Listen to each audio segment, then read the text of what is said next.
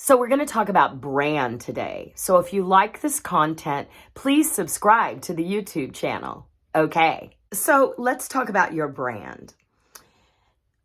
So when I first start working with an actor, we develop what we call a pitch bucket. What is a pitch bucket? A pitch bucket is everything that you have to advertise yourself.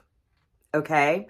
So generally, you know that headshots and resumes are one of those things, or possibly postcards, or some of you have done marketing documents and things like that. But the first thing that needs to happen before you get any of that is you need to figure out what you're selling, and you need to be able to talk about yourself as a product. So we develop what we call a pitch bucket, and I'm going to tell you all the elements that are in a pitch bucket and how you can develop that to develop your brand. The first thing is a branding statement.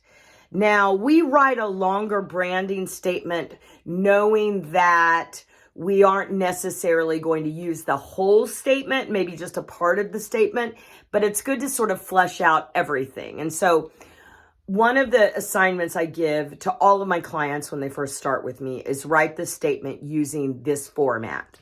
My name is, and I am an adjective, gender, who will make you feel this way, or who will deliver this, or who will always make you feel this way, or whatever, right? So mine is, I'm Valorie Hubbard. I'm a buoyant, ballsy broad who will take you through the fun house.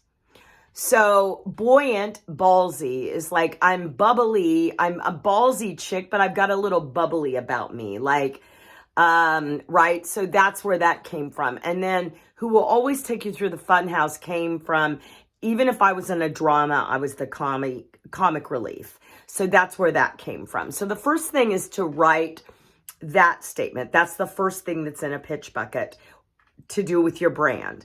The next thing is who you get compared to physically and personality wise. So I'm a cross between Kathy Bates and Drew Barrymore. And you can have a crazy cross or whatever, but that's another way of describing you. The third thing are what we call log lines. So log lines are the story that your character tends to tell. So I play the woman that lives across the street from you. When you see me coming, you turn off your lights and pretend like you're not home. Right? I had a girl once, I'm the girl next door without any underwear on. Or, I'm the grouchy guy that wakes up and drinks a beer first thing in the morning. I'm the New York City cop with a chip on his shoulder, right? So you get it. Like, you write a log line for the kind of characters that you play. Okay. So that's would be in your pitch bucket. Also, what's in your pitch bucket are your credits, your past auditions, and things like that. But right now we're really talking about brand. Some of the other things that you can do to sort of get down to the antithesis of your brand is answer these questions. What is the role that you knocked out of the park? Even if it was in scene study class. What's that part that you knocked out of the park? What is that part that you could have seen yourself doing? So you saw a play or a TV show or a movie and you're like, oh my God, I could have done that part. What's that part? What part maybe was in a famous movie or a TV show where you could say, I would have played this role, right?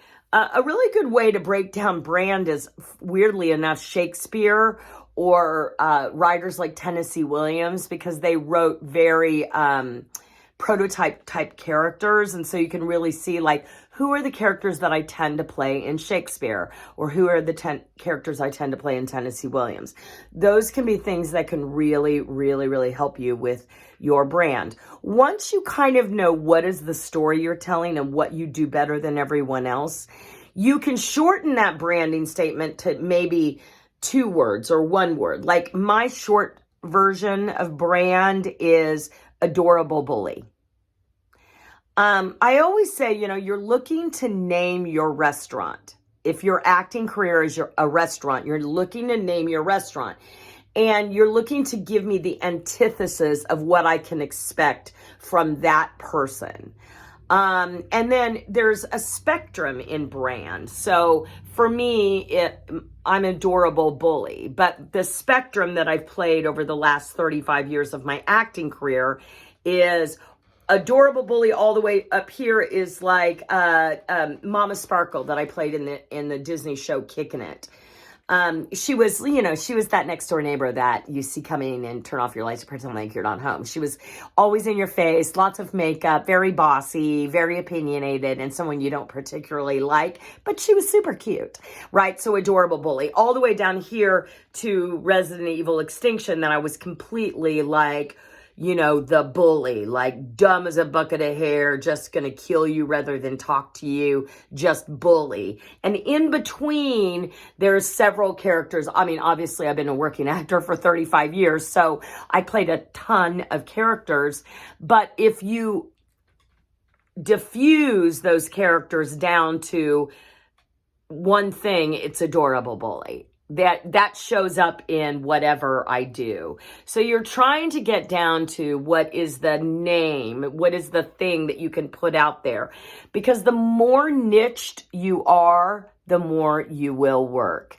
And if you're listening to this currently and you're a young white girl or a young white boy, I'm sure you've heard, well, there's not as much work for you. And that, first of all, is false. There's enough work for all of us. It doesn't matter what color your skin is.